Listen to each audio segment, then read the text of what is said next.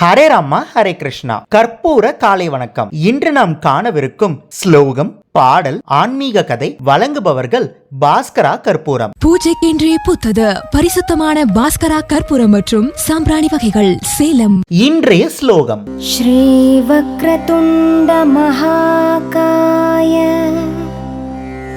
சூரியகோட்டி சமப்ரபா நிர்விக்னம் குரு மே தேவ சர்வகார்யேஷு சர்வதா. இன்றைய பாடல்: ஜகதோதாரிணி மாதா துர்கா ஜகதோதாரிணி மா, ஜகதோதாரிணி மாதா துர்கா ஜகதோதாரிணி மா. ஜகோ ஜகோ மா, ஜகோ ஜகோ மா, ஜகோ ஜகோ மா ஜனனி, ஜகோ ஜகோ மா, ஜகோ ஜகோ மா, ஜகோ ஜகோ மா ஜனனி.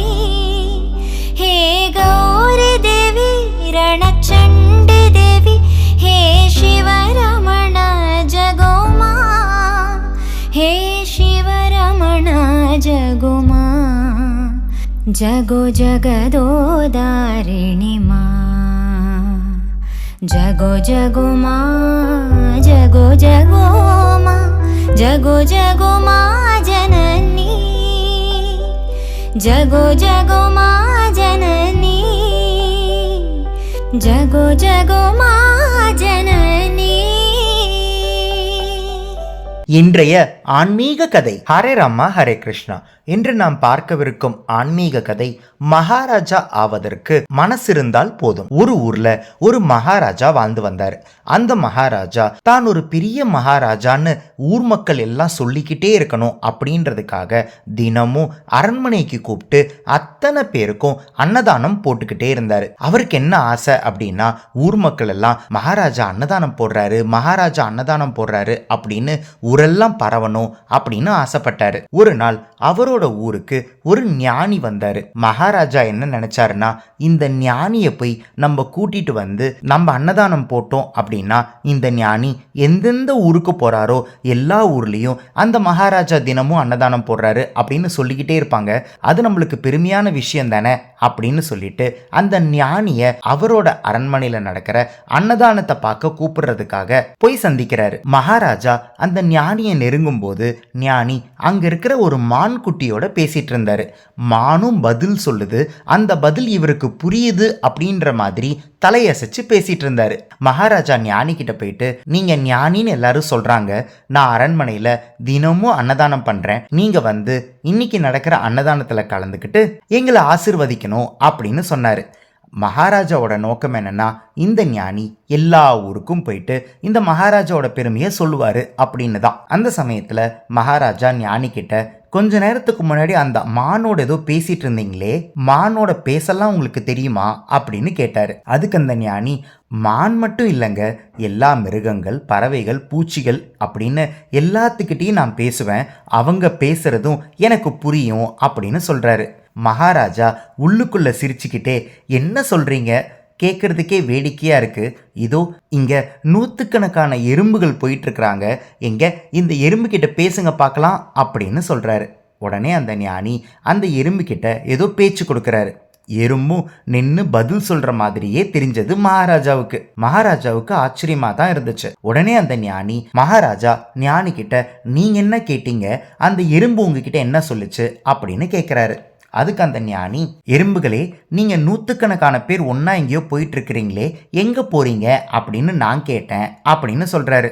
உடனே ராஜா, அதுக்கு அந்த எறும்பு என்ன சொல்லுச்சு அப்படின்னு கேட்கும்போது ஞானி சொல்றாரு, எறும்பு சொல்லுச்சு, இந்த ஊர்ல ஒரு மகாராஜா தினமும் அன்னதானம் போடுறாராம், எங்க சொந்தக்கார எறும்பு எங்க ஊருக்கு வந்து சொல்லி எங்களெல்லாம் கூட்டிட்டு போயிட்டு இருக்கு, அதனால இந்த எறும்புகள் எல்லாம் பின்னாடியே போகுதான் அப்படின்னு என்கிட்ட சொல்லுச்சு அப்படின்னு ஞானி சொல்றாரு. உடனே மகாராஜாவுக்கு ரொம்ப ரொம்ப சந்தோஷம். ஏன்னா நம்ம மனுஷங்களுக்கு மட்டும்தான் அன்னதானம் போடுறோம்னு இத்தனை நாள் நினைச்சு பெருமைப்பட்டுட்டு இருந்தோம், ஆனா தினமும் எறும்புகளுக்கு உங்களுக்கு கூட அன்னதானம் நடக்குது போல் இருக்கு அப்படின்னு ரொம்ப பெருமையா சந்தோஷப்பட்டாரு மகாராஜா. இருந்தாலும் மகாராஜாக்கு ஒரு சந்தேகம், நம்ம ஜனங்களுக்கு மட்டும்தானே அன்னதானம் போடுறோம், இந்த எறும்புகள் எப்படி சாப்பிடும் அப்படின்றத தெரிஞ்சுக்கணுன்றதுக்காக ஞானி கிட்ட, சாமி இந்த எறும்புகள் எங்க போய் நான் போடுற அன்னதானத்தை சாப்பிட்றாங்க அப்படின்றத நான் தெரிஞ்சுக்கணும்னு ஆசைப்படுறேன், நீங்களும் என்னோட வாங்கலேன் அப்படின்னு சொல்லிட்டு ஞானியும் கூட்டிக்கிட்டே போறாரு மகாராஜா. நூற்றுக்கணக்கான எறும்புகள் போறதுக்கு பின்னாடியே மகாராஜாவும்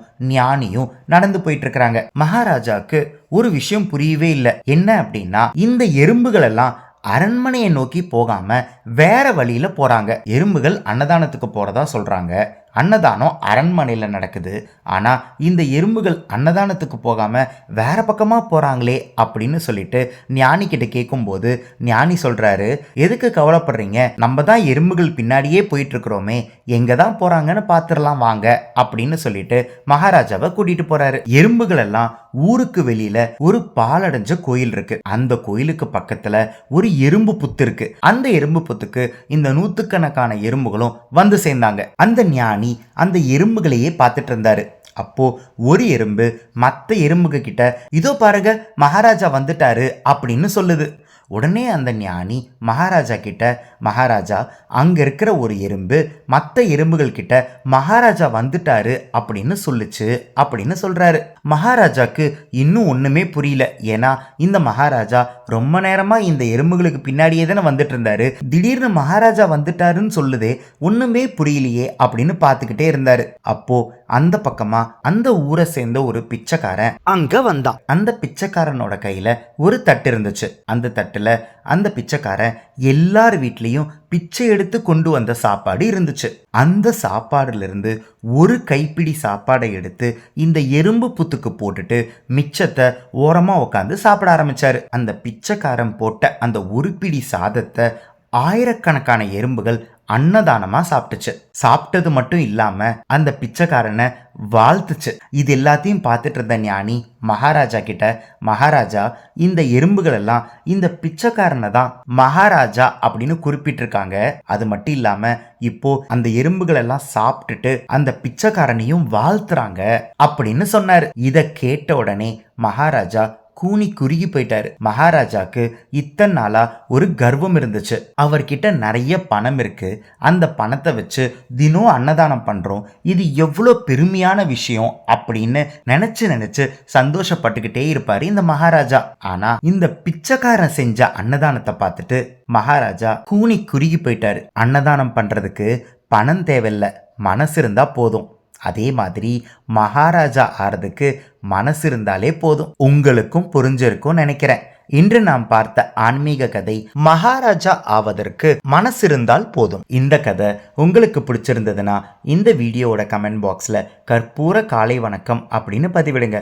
நாளை இன்னொரு ஆன்மீக கதையில உங்களை சந்திக்கிறேன். ஹரே ராமா ஹரே கிருஷ்ணா. பூஜைக்கென்றே புத்தது பரிசுத்தமான பாஸ்கரா கற்பூரம் மற்றும் சாம்பிராணி வகைகள் Salem. ECG cards, Ramayana Mahabharata playing cards. Ramayana மகாபாரதத்திலிருந்து 108 கேரக்டர்ஸை பத்தி நீங்க நிறைய விஷயங்களை தெரிஞ்சுக்கணும்னா இந்த ப்ராடக்ட் உங்களுக்கு தான். இது ஒரு பிளாஸ்டிக் பிளேயிங் கார்ட்ஸ். ஒவ்வொரு கார்டையும் இண்டிவிஜுவலா ஸ்கேன் பண்ணி அந்தந்த கார்டுல இருக்கிற கேரக்டர் பத்தி யூடியூப்ல தெரிஞ்சுக்கலாம். ஒவ்வொரு குழந்தைங்களும் கத்துக்கிட்டே விளையாடலாம், விளையாடிக்கிட்டே கத்துக்கலாம்.